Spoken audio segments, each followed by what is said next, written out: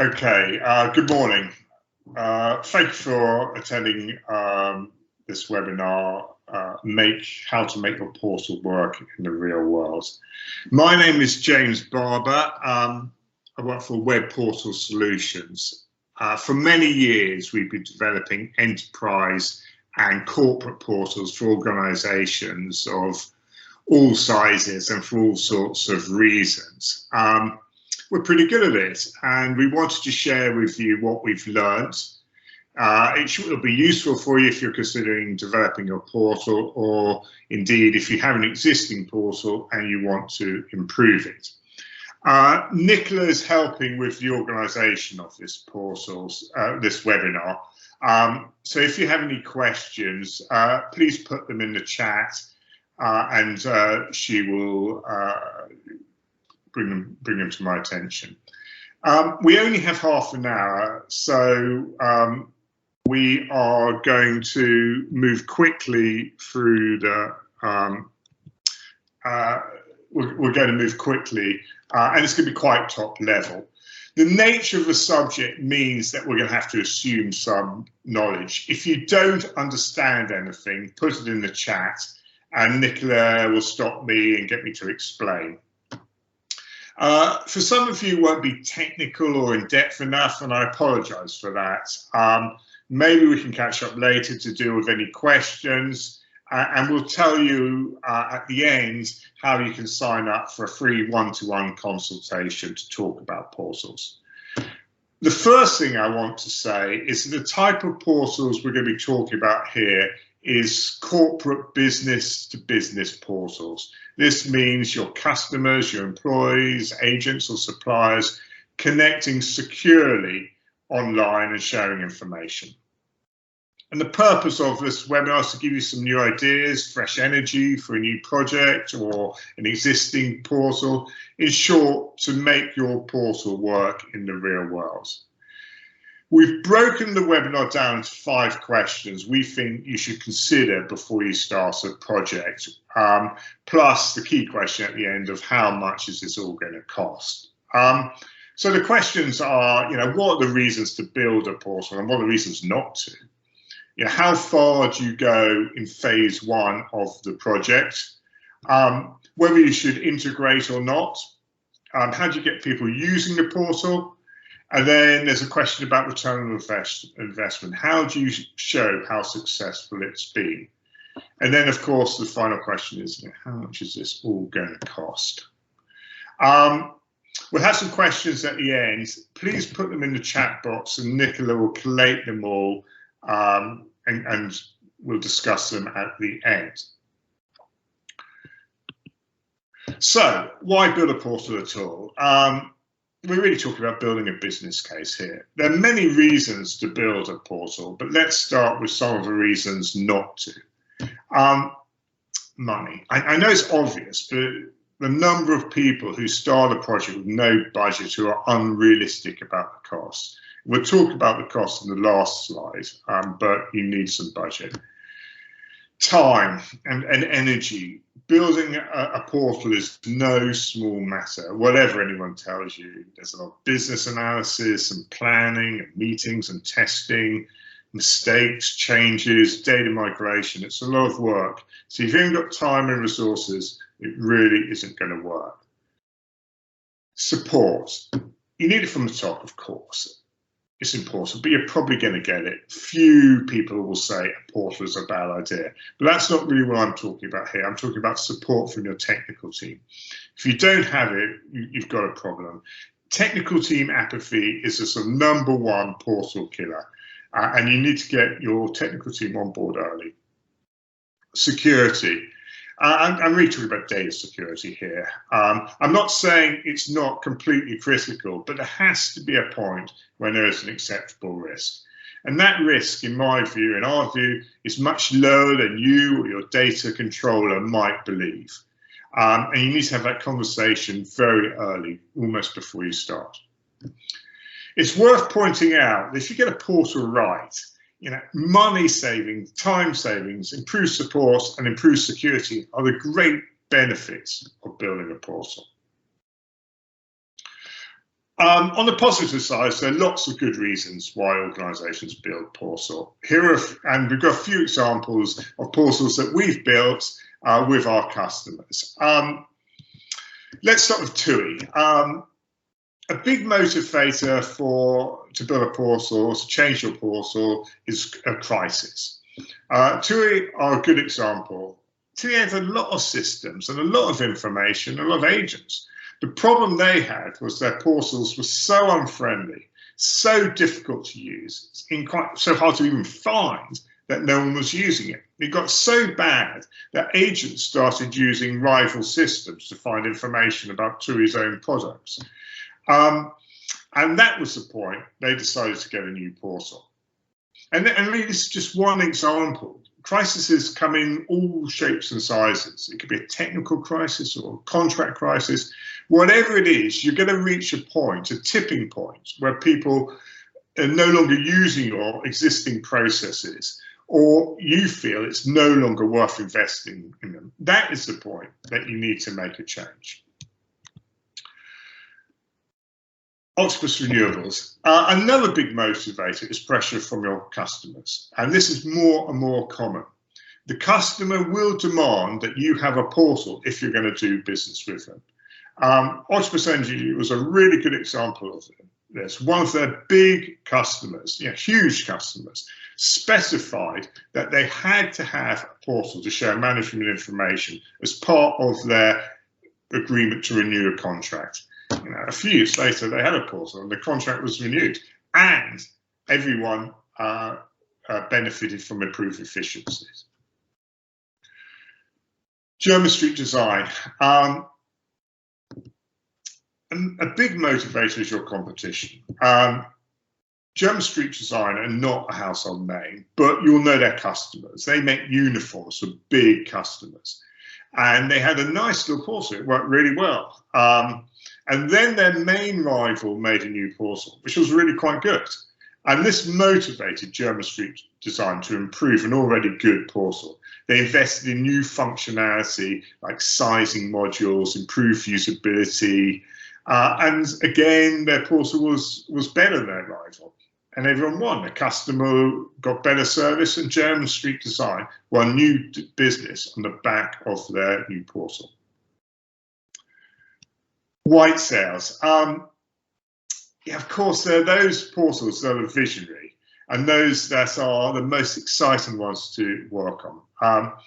White sales sell roofing products on a massive scale. It's a really competitive market.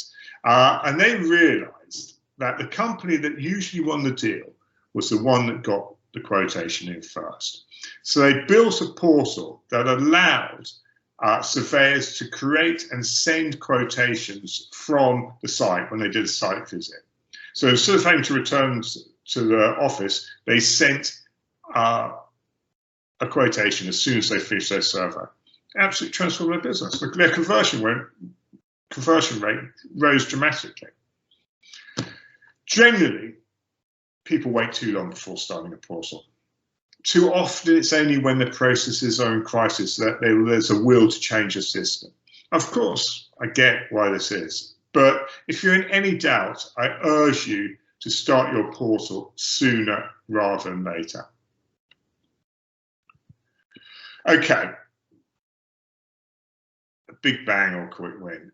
Once you've done all the hard work and got the go-ahead, two things are going to happen.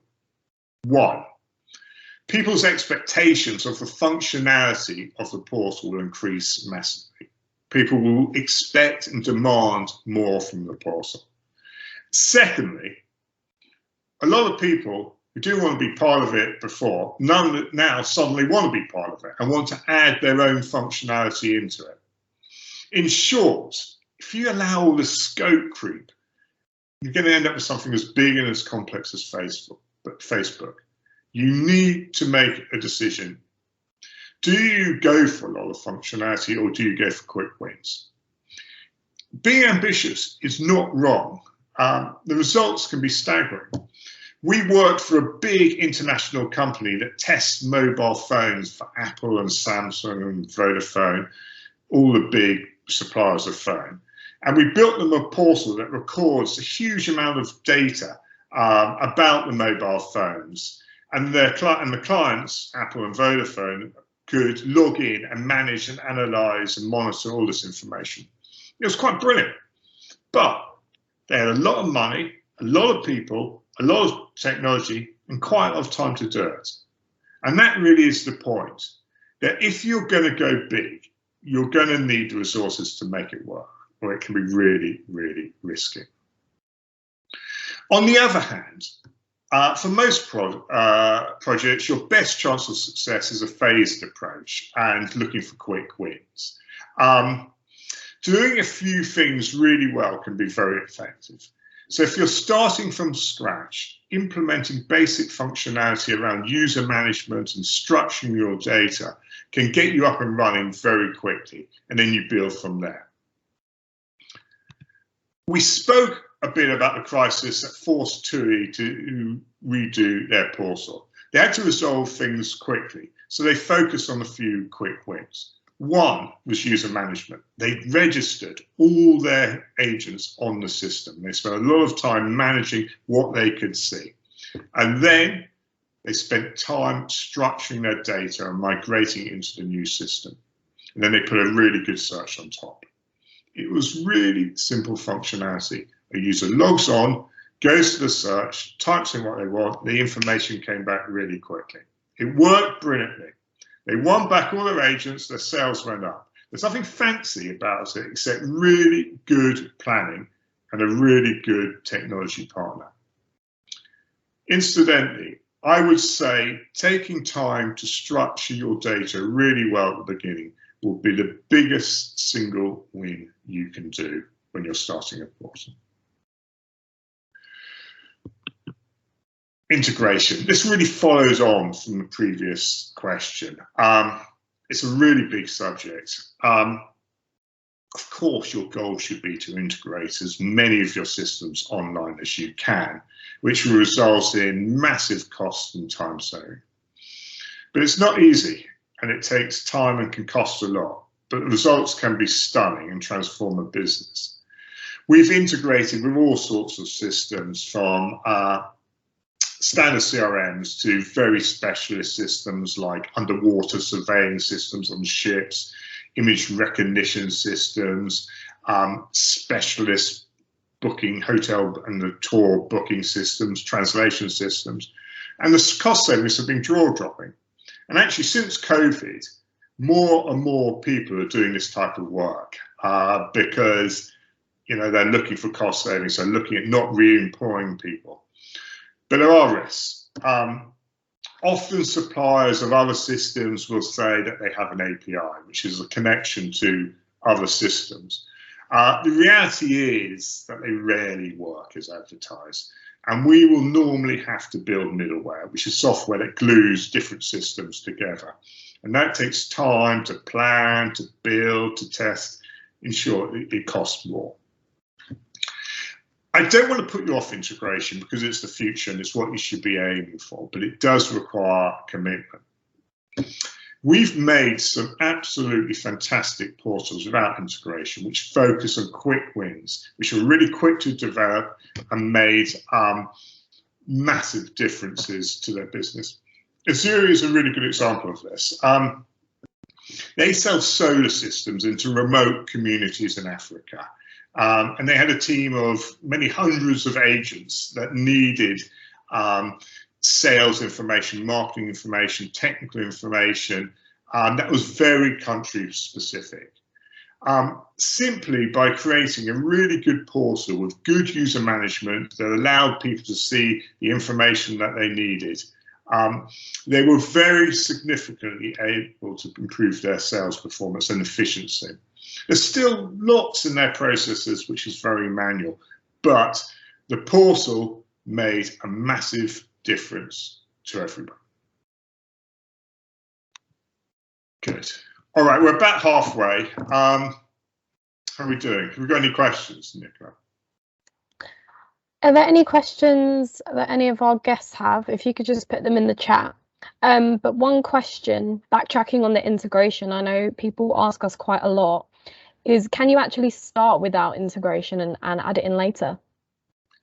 Yeah, I think that's almost what we're recommending, that it's easier to add it in later. You need to have in mind the type of integration you're going to do, but I would often suggest that just to get up and running and not do integration in the first instance, and then integrating once you see how people are using the system is not a bad idea.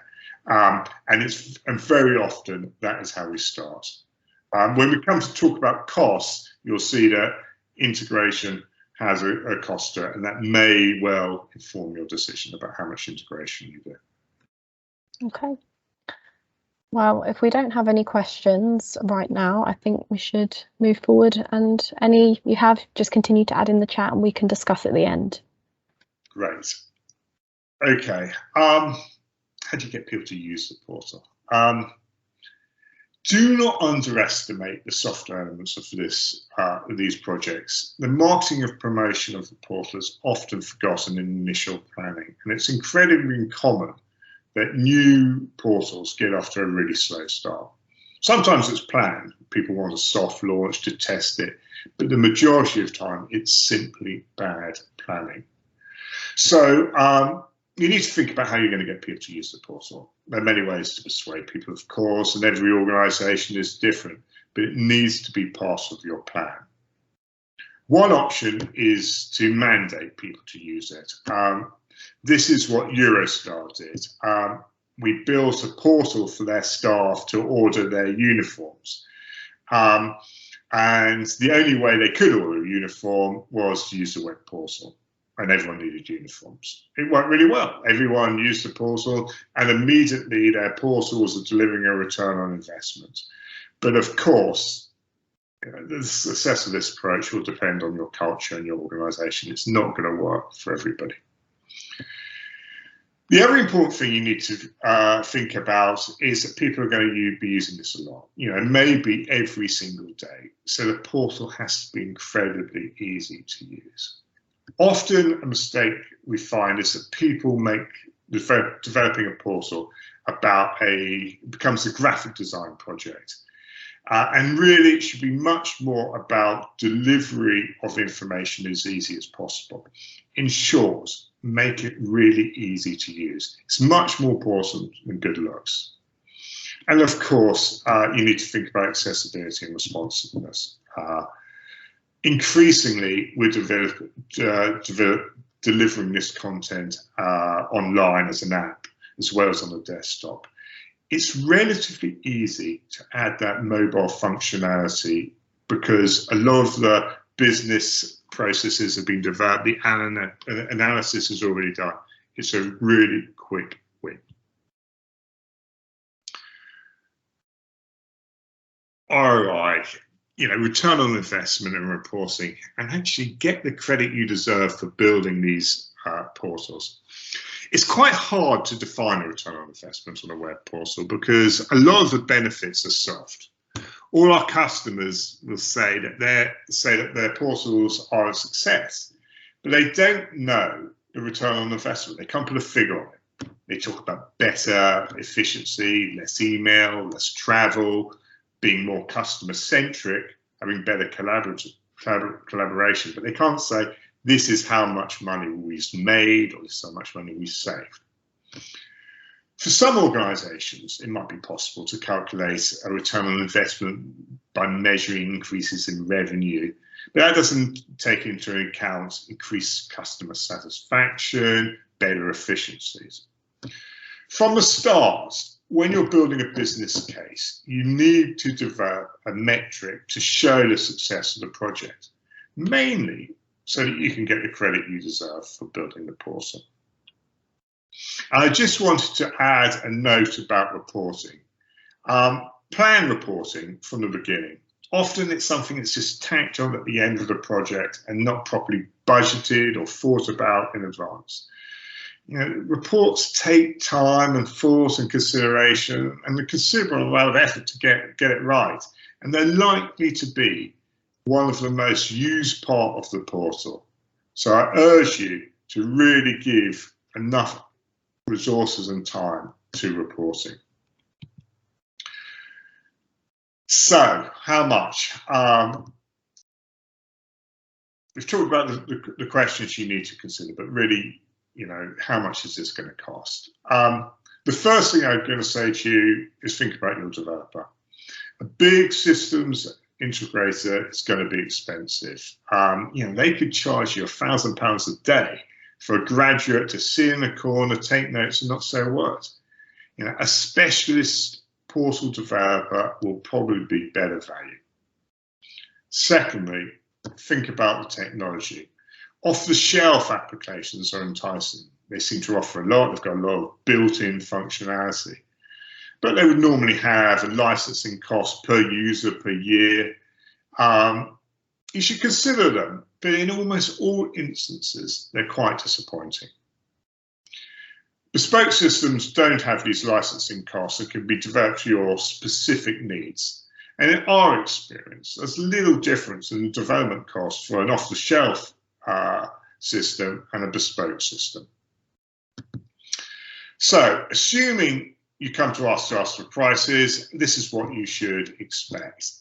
The most basic system without any integration, for instance, a simple user management system with document management sharing system that allows users to see information specific to them, is going to cost around 10k. It's not a bad starting point. I want to say 5k, but the reality is it always is 10k. I just do not think that you can build a really good portal without a budget of 10k.